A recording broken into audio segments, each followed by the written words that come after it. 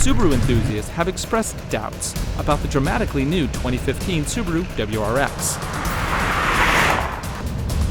With it, has Subaru raised the bar in sport compact performance, or have they thrown their turbocharged baby out with the bathwater?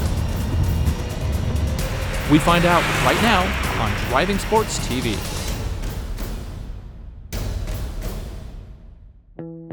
At the beginning of this project, we wanted to produce a car that the driver can control as they wish. We didn't really have the one and only benchmark car. We did look at a lot of cars, but if I have to say one, we did look at the Porsche 911 as a handling benchmark.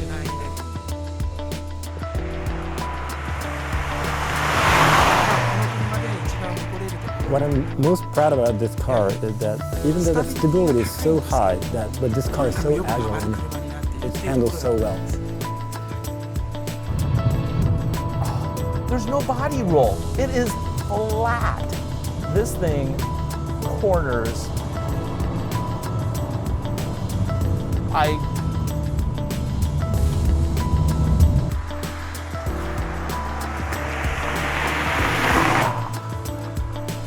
Just going into the sedan-only body style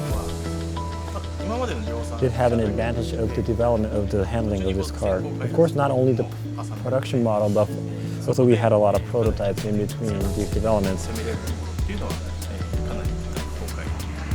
And because it was only the sedan body style, we were able to focus on the suspension tuning. And also like the suspension stroke, how it moves, those kind of details, because it was just only one body style, and that was an advantage for us.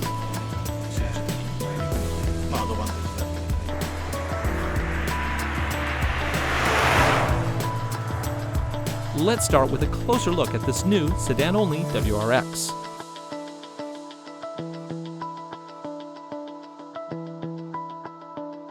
The engine is a 2-liter direct-injected turbocharged flat 4 with Subaru's variable valve timing. It's good for 268 horsepower and 258 pound-feet of torque.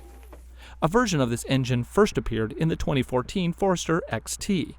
Like all WRXs before it, the intercooler is top-mounted, but now with a plastic shroud to help guide airflow. Yeah, it's on there pretty good. Though it is based on the Forester's turbo, the WRX has a significant number of improvements, like stronger valve springs. The oil filter is still just as handy.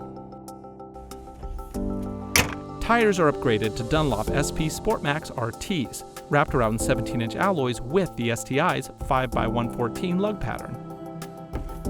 Friends will appreciate the nearly 2 inches of extra legroom in the back. The main cabin is practically unrecognizable from the previous WRX. Those seats are extremely comfortable.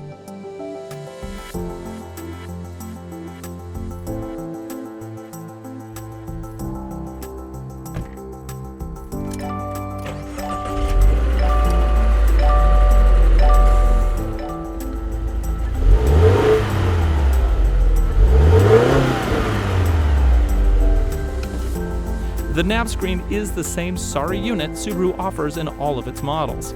It's just not very responsive, and the graphics are approaching retro status. Above it, however, is a new standard 4.3-inch display. This includes mileage data, traction info, and a handy boost gauge. The car we're driving today has the Sport Lineartronic CVT transmission mated to Subaru's variable torque all-wheel drive system. By default, power is 55% to the rear wheels, but that varies based on driver and conditions. CVT also gets a pedestrian form of launch control. So let's try launch control. Go stop. Say brake pedal down, gas pedal down. 3, 2, 1, and go. 20, 40, and 60. That was 0 to 60 in 6 seconds flat. Kind of cool.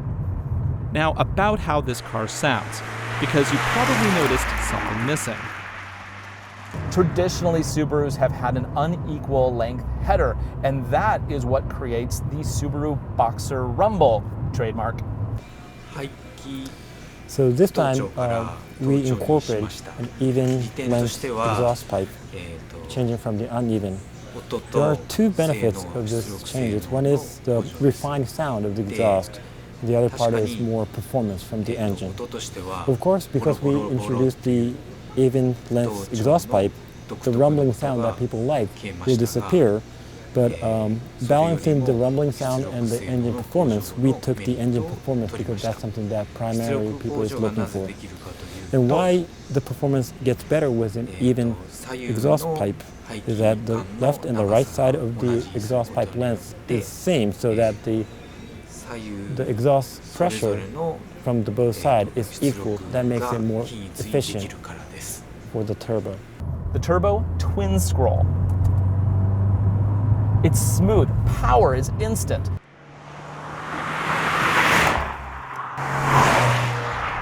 Verbal is great, but if you like that, go take the soundtrack, stick it in your CD player, and listen to it on your new Harden Kardon system that is also available in this car for the first time.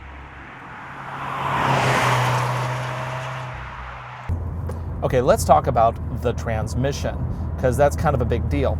On this WRX, they have brought back an automatic option, and it's not your traditional automatic slush box. This is a sport-enhanced CVT. So what does that mean? Well, it means that it shifts on a dime when in automatic mode. Or you can go to intelligent, and it will drive like a normal CVT, very smooth.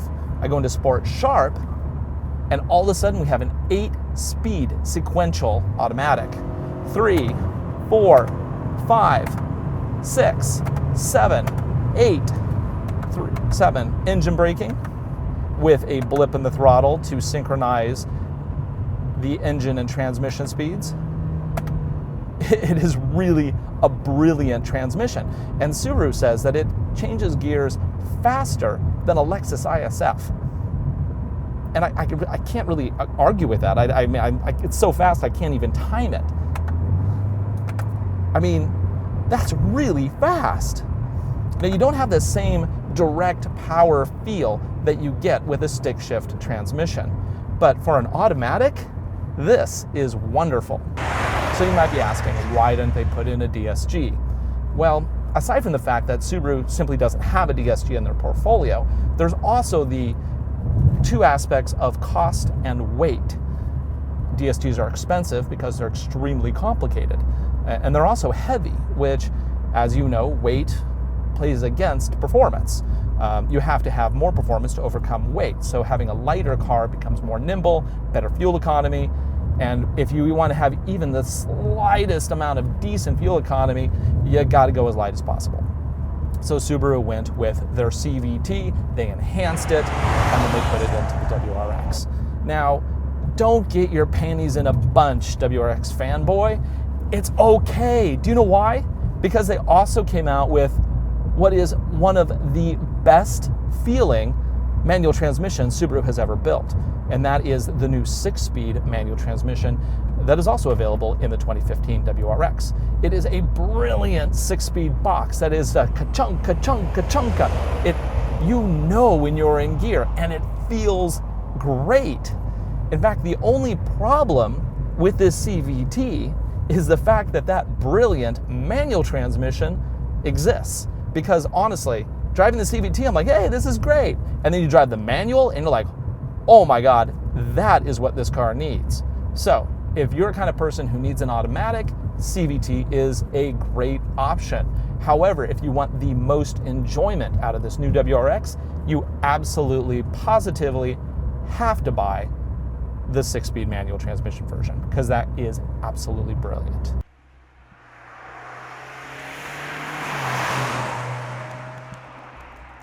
They also made the brakes bigger and better. They're more resistant to fade than the previous car. The handling. Did I mention the handling? It is quick, it's precise. Turn-in, you don't need to get a PRS kit anymore. The turn-in is smooth. Let's feel this. There's no resistance to turn-in, it's smooth, and if I turn in a little more, it's quick. It is really amazing. And they didn't stop there. They put new high-performance tires on it. So this car, it's like everybody that I talk to, all the engineers I talk to, they're like, Porsche, Porsche, Porsche. That is kind of their performance benchmark.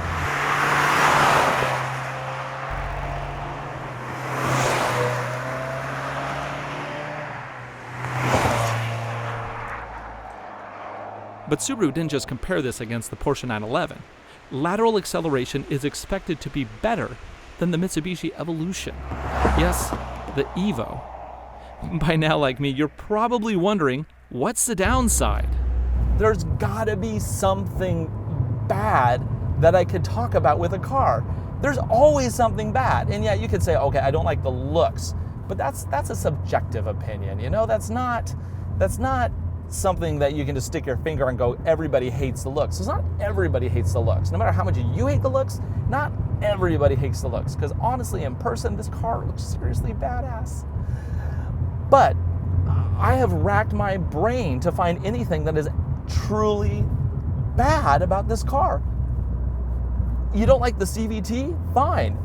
Buy it with the best 6-speed Subaru has ever produced. I mean, yeah, it would be nice to have DC/CD on this, but that's what the STI is for, and that is not far away. You can even get this in World Rally Blue. Okay, the one thing, two things I don't like about this car. There's the nav screen, which is awful. It's straight out of Nintendo era. I honestly expect to see Mario jump across the map at any given moment.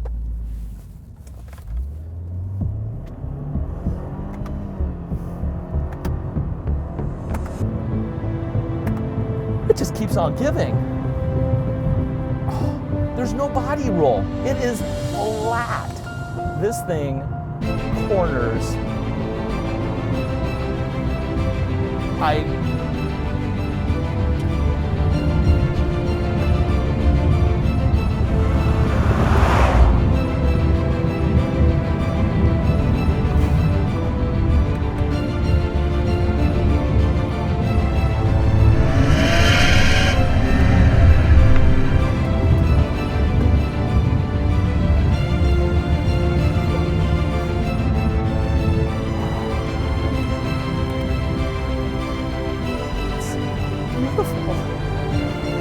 It is simply beautiful.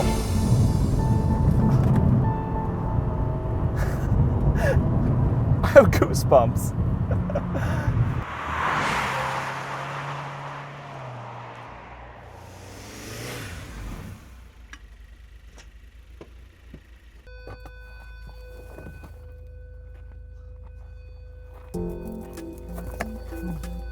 Okay, that door open sound, that's annoying. That's gotta go.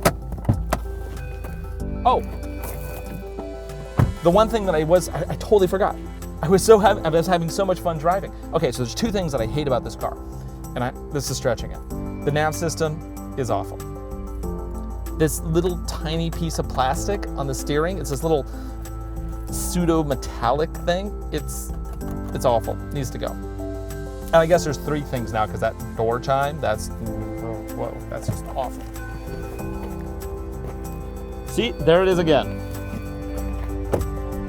Pricing wasn't released at the time of this review, but we expect it to cost just a little more than the outgoing model. If you had your doubts about this new Subaru, put them to rest. The 2015 WRX sets a new standard for sport compact performance.